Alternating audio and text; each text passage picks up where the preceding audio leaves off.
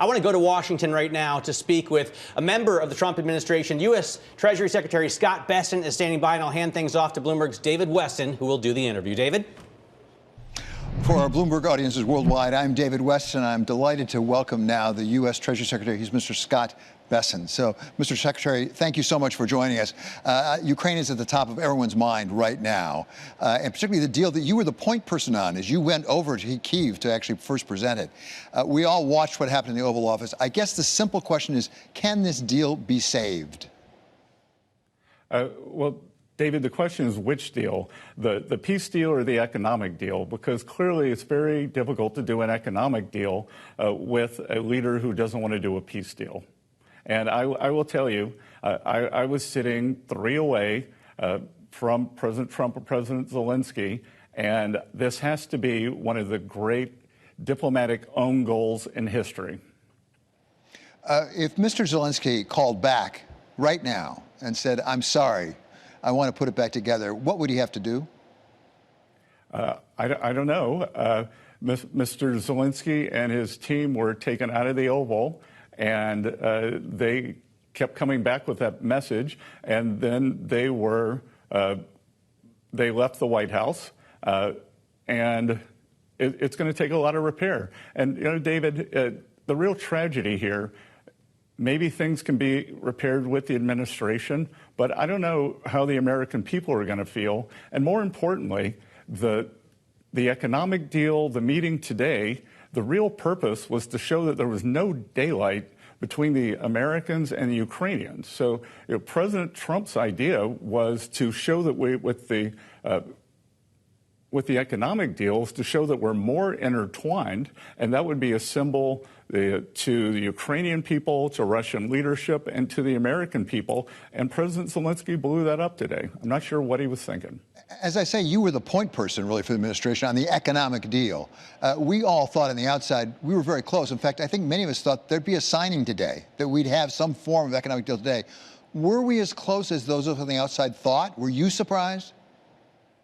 Again, I was shocked that President Zelensky would come into the Oval Office, behave like this, speak to the president, speak to the vice president, but more importantly, disrespect the American people like this. I know he's under a great deal of stress. He and I had a very heated exchange in Kyiv. I think the same thing may have happened between him and Vice President Vance and Secretary Rubio in Munich. And, you know, to come in and behave like this was unacceptable. And look, I mean, what better runway did he have that President of France, Emmanuel Macron, in the Oval on Monday? Yesterday, we had a fantastic meeting with Prime Minister Keir Starmer from the UK, and then President Zelensky today. I mean, you could not have asked for a better arc. And he walked in, and I'm not sure what he was thinking. Many of us have been in heated negotiations, not at this level, but still heated negotiations where people pound the table, they may walk out the door and things like that. And it's actually part of the negotiation. Is that what we saw today, or was this a more fundamental rupture? David, you don't do a negotiation with the President of the United States in public like this. That we were scheduled to have lunch afterwards, and that perhaps he could have brought up some of the points. Instead, he chose to let things go into a downward spiral on worldwide television. And, you know, again, I keep coming back to the disrespect of the American people. It was one thing for President Zelensky and I had an extended, heated negotiation in Kyiv, but we were going to get this economic agreement done.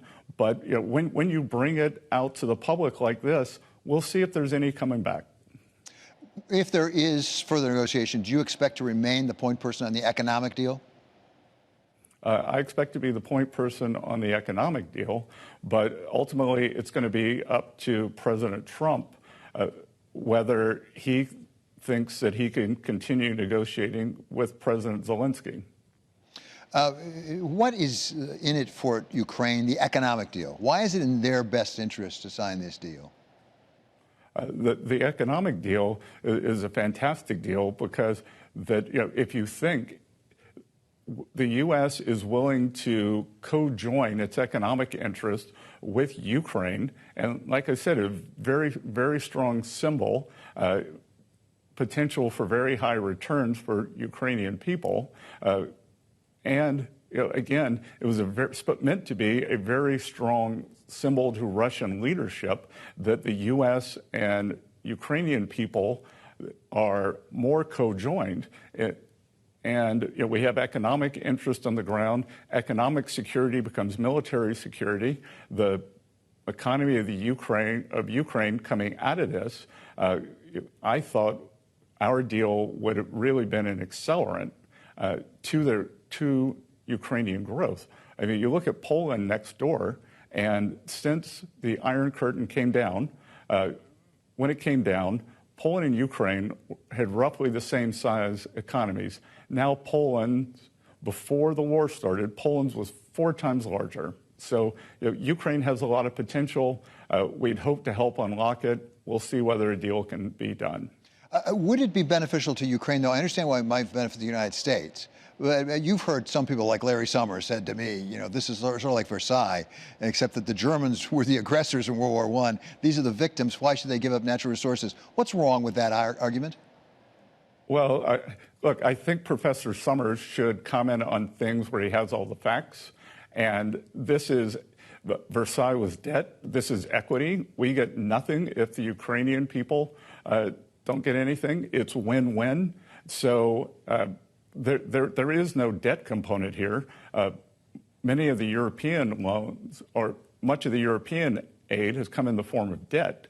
Thus far, U.S. has put in grants, and this is not debt. If it were debt, the Ukrainian bonds would not have been going up on the deal. So I think Mr. Summers, Professor Summers, should maybe call me and ask for the details before commenting. Maybe it's a nice media line that it's Versailles, but it's just not the truth. You also have some other responsibilities besides trying to get an economic deal in Ukraine.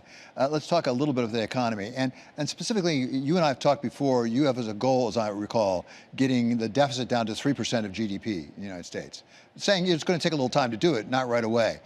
What role does revenue from tariffs play in your spreadsheet when you look at getting to that 3% number? Good, David, that's a great question, because over the coming weeks, months, as we put the budget together, your viewers are going to see lots of different nomenclature. There's CBO scoring, and CBO scoring will likely not include any tariff income, and so much of the tariff income could be substantial. We will see where the tariffs finally end up. The China tariffs, since they were put on, have brought in substantial revenue. They continue to bring in substantial revenue. President Trump has talked about reciprocal tariffs. If tariffs are his favorite word, I would say reciprocal has gotten to be his second favorite word. And in the reciprocal tariffs, you actually don't know the path of what's going to happen, David, because the idea there is that if Europe has a 12.5% tax on our cars, we could either put a 12.5% tax on theirs, or the tariffs could get dropped altogether. So it's going to be very path dependent, but I would expect that with the 10-year scoring that the CBO likes to use, that there could be substantial tariff income over the next 10 years. When we look at tariffs, there's a lot of different things being talked about, proposed, threatened, even imposed. One of them is Mexico, which comes up next week. Is it important to get the revenue from the Mexico tariffs? Because I know Mexico is sort of moving, it appears, right now, for example, with respect to tariffs on things coming into Mexico from China. Can they get off the hook on tariffs? So the tariff negotiation isn't under the purview of Treasury. It's USTR, U.S. Trade Representative, and Commerce. So I'm going to leave that question to them. I do think one very interesting proposal that the Mexican government has made is perhaps matching the U.S.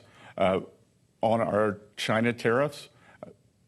I think it would be a nice gesture if the Canadians did it also. So in a way, we could have Fortress North America from the flood of Chinese imports that's coming out of the most unbalanced economy in the history of modern times. Another one of the goals I think we've talked about is 3% growth. Again, I'm not saying you're going to get there right away, but that's the goal ultimately, as I understand it. We have some people now starting to say the indications about a coming recession are going up, including Torsten Slok from Apollo, somebody you know, who came out with a note today saying the probabilities of a recession are going up. Is that what your numbers show you? David, it's early. I do think that we're seeing kind of the hangover from this excess spending in the Biden 4 years. And what we are going to do now is something that I've talked about several times on your show in the past.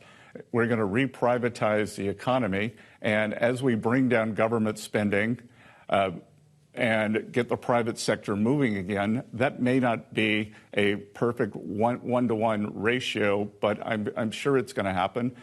President Trump said the other day, someone said, well, when does it become your economy? He said, probably 6 or 12 months out. I think I would agree with that. We also are seeing some numbers, some sentiment numbers. The consumer sentiment indicates that inflation expectations are rising. Now, that's not necessarily the hard numbers. We're not necessarily seeing it in consumer spending yet. Sooner or later, this has to come into sync. What do you think the American people get wrong as they anticipate more inflation? Well, I think, look, I'm not going to question the American people's current conditions because we're still living through this Bidenflation. I think that over the next 6 and 12 months, that as we deregulate, drill more American energy and establish our energy program and then make the 2017 Tax Cuts and Jobs Act permanent, get some certainty, that I think that we could very quickly go back to the Federal Reserve target of 2.0%. We've also talked about the 10-year, and you've indicated that the yield on the 10-year is an important indicator for you. That's on your dashboard as you assess how well the economic plan is doing. It's gone down to 4.2 from 4.4 since the election, but it's still at 4.2. Do you have a sense of, and I'm not asking for a specific number, but a range that would indicate this economic policy is working? Well, David, again, it's going to depend on how quickly the inflation drops, what the growth level is. But I would say that I believe interest rates have come down more than 20 basis points or 20-something since the election. And the other thing that's important is mortgage rates have come down and the spread on mortgages versus treasuries have come down since November, which I think is indicative of some of the things that we're going to do in financial deregulation. So the housing market is stuck now, but I would expect that the housing market sometime in the next few weeks is going to unfreeze. The other thing on the economy here is I having been in the investment business for 35 years, I'm used to anomalies, and we've got a lot of anomalies going here, whether it was the tragic fires out in California, the cold weather in the Northeast. So we're not really looking at kind of comparable data. Also, there's been a big jump in import data, or the level of imports in the economic data, and some of that may be manufacturers or consumers pre-stocking in anticipation of anticipated tariffs.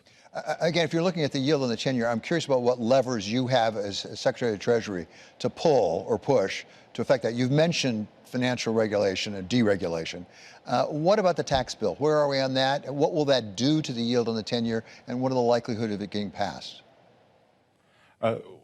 Look, I think we're pass-fail on the tax bill in terms of we're going to pass. We are going to get it passed. We started this week. I lead something that's called the Big Six. So it's the Treasury Secretary, Kevin Hassett, Chair of the National Economic Council, Senators Leader Thune, Ranking Member or the Chair of the Finance Committee, Senator Crapo, Speaker Johnson, and Jason Smith, who chairs the House committee. So the six of us have started working on the bills. They're going into reconciliation. So I'm quite optimistic on the progress they're making. The House had a very close vote, but Speaker Johnson got it over the line. And again, I think that certainty will help establish the parameters. And then again, it's the deregulatory agenda and the getting energy prices down. So I think we could go back to target pretty quickly. And David, just for a minute, on the other side, what we're not getting any credit for yet that I'm very optimistic about is the Department of Government Efficiency, that I think that there are substantial savings to be found here. And there's a lot of low-hanging fruit. I don't know what the number is, but that's a pretty good story. So back to, if we can get growth up through deregulation and permanency in the tax cuts, and then cut spending, because from the first time I was on your show, we talked about this blowout government deficit. So we got to get that down. Well, let's talk about actually DOGE, and how material that is in your competition 3%. I understand you don't have a specific number, but will it be material? Because it is a very big budget. You have to take a lot of money off of the spending side to really make a material difference in that deficit as a percentage of GDP. Well, David, I think we can make a pretty big hit here. And the way to think about it is every $300 billion is 1% of GDP. So is there $300 billion of savings there? Maybe. Is there 150? But everything starts moving us back toward the target, and we're determined to get this down. President Trump at the cabinet meeting talked about balancing the budget. He asked me, how soon can we do that? And we'll see. But I do suspect, in terms of waste, fraud, and abuse, I think most of us think in terms of waste and abuse. I got to tell you that I'm slightly shocked at some of the fraud we're finding, and you're going to be hearing about more of that over the next couple of weeks. And finally, Mr. Secretary, when you went into this job, you had some specific goals of things you thought you could accomplish, like 3% growth, like getting the deficit down to 3% of GDP. Now that you're inside, and you've actually seen it from the inside, are you optimistic about making those numbers? And what's the biggest risk to that? Look, it's execution, and we go out every day. We try to, we have our goals. As we said, we've recentered on the 10-year, which is for capital formation, for mortgages. We are working on the budget deal. We are working on substantial deregulation. We're working on the President's policy of energy dominance. And if we get all those done, I think that it'll be easily achievable. But David, actually, I'll take back the word easily. What I am learning in Washington is nothing's easy, but everything's possible. Okay. Thank you so much, Mr. Secretary. Really great to talk to you. That's the United States Treasury Secretary Scott Bessent. And we'll turn now back to regular Bloomberg programming.